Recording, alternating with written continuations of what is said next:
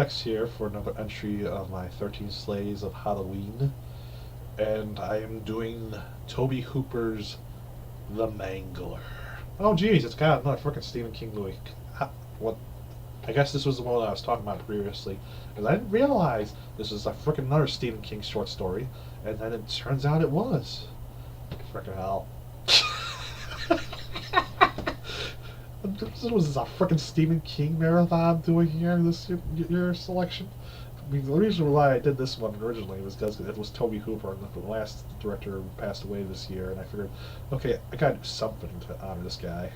And at first I thought it was gonna be Texas Chainsaw Massacre 2, but then I was like, no, I have that, but what's there to talk about that hasn't been talked about already? So I was like, okay, what do you gotta do? Okay, and I thought of another movie, which I'll be reviewing later on, much later on, it'll be one of the final ones I do. And I was like, okay, and then basically I saw a voodoo sale, I was like, okay, let me look around that. And there was first the Graveyard Shift, and there was this one, The Mangler. And I'm like, wait a minute, I remember this movie, I didn't like it before, and I'm like, let me try this again. For $5, you can't go wrong for that. So I'm like, okay, I'll do that. So I bought it, and I love and hate this movie. There are parts of it I love, and there are parts of it I really, really hate. And the part I love about this movie is, I mean, Robert Englund just does what he does best, and basically he hams it up to a ninth degree as this crotchety old man who, like, has this dingy way of not wanting to get rid of this demon from the bottom of hell drying machine that's killing people, and even the parts are killing people. And he's just he's making sure everything's all hushed up. And you have the guy from Silence of the Lambs, Buffalo Bill, Ted Levine, as the protagonist of this movie.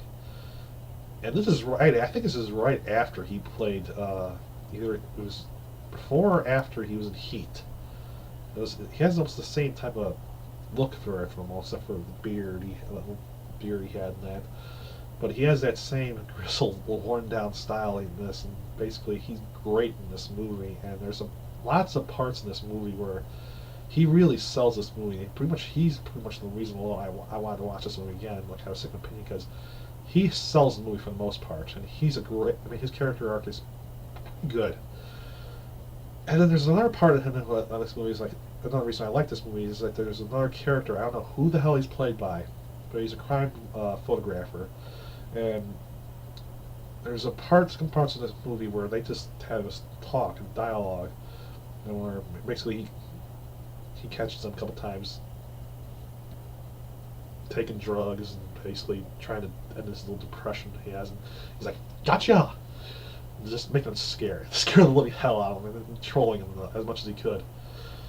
And this guy's the dialogue they have is really good. And the scene of I think it's probably the reason why he took this role, because the scenes of these two guys going up back in that Oscars is great. And then there's the parts of the movie that are like, oh dear God, what were you thinking, Toby? Oh, fuck. Yeah, Ted Levine has a psychic in this movie. This guy, I thought originally was, when I first saw this movie, he's like, is that the guy from Babylon 5? The Knight character who was kick-ass? He's so different here. And it's not the same guy. It's a different actor. And this guy has a walking accent. I mean, literally, I didn't notice it before the first time I saw this, but now that I watched it, I'm like, why is this guy trying to sound like Christopher Walken in this? And he has that little Walken accent. And at first you're trying to get through it, but then you're like, okay, I'm trying not to do this with a straight face, trying not to laugh, I don't want to laugh. And every time you start talking, I'm like, oh God, oh. But really, he's just the tipping point. I mean, there's the last stack of the movie is where the movie just goes, fuck it. And you're either going to like it or you're going to hate it. I hate that in the movie. It's like, okay, what's the point of this? Why? Oh God, they're going there with this. Holy shit, they're actually going there with this. Huh. Wow. And then you're thinking that's done, and they're like, oh, well, wow. What was the entire point then of the final act? Like, literally. Oh, God. Yeah. So, the movie has its moments. I mean, there's some really good kills, surprisingly, for a freaking dry cleaning device. I mean, the first scene sets the mood perfectly of how this thing happened.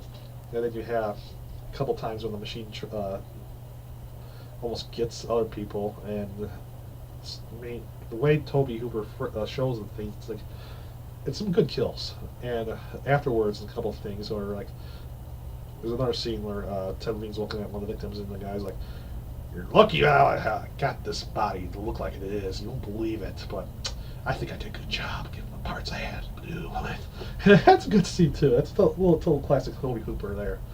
Well, 80s Tobe Hooper anyway. Yeah, a little bit late 70s before, after the original Texas Chainsaw and that other crazy movie I'll talk about later on this time. But, I mean, once Robert Englund's character exits the movie, you're like, okay, where's it going to go from here? And then when it does, you're like, oh, God. Like I said, you're going to love it, or you're just going to be like, oh, huh. This is not what I expected. It really wasn't. So yeah, I really don't know what to think of this movie in parts. I love it and I hate it. It's like a 50-50 movie. I like it to a certain point, then it won't. Something happens, I'm like, I'm out. And the movie ended to me. I mean, it doesn't pull any punches, but still, it feels like it just should have cut that one whole final act and then just skip to the end. If it did that, I wouldn't mind what he can. But after that, it's like, after all of this is the payoff to the entire thing. Fuck this movie. So yeah, I mean, I don't know why I still have this movie now, but it's $5. It's petty stuff. And it's on Voodoo. It's not got a DVD of it, so I'm gonna carry. He's like, yeah, I have a copy of the Mangler. But yeah. So that's my review of the Mangler. I mean, it's one of those movies you're like, okay, okay, Ted Levine, Tobe Hooper, Robert Englund, this should be a kick-ass movie. And instead, you're like a 50-50 movie. Virtually, it's 50% good and 50% shit.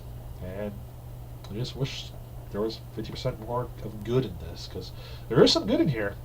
Just that the last act just kills the movie for me. It probably kills it for a lot of people too. But yeah, that's my review of the Mangler.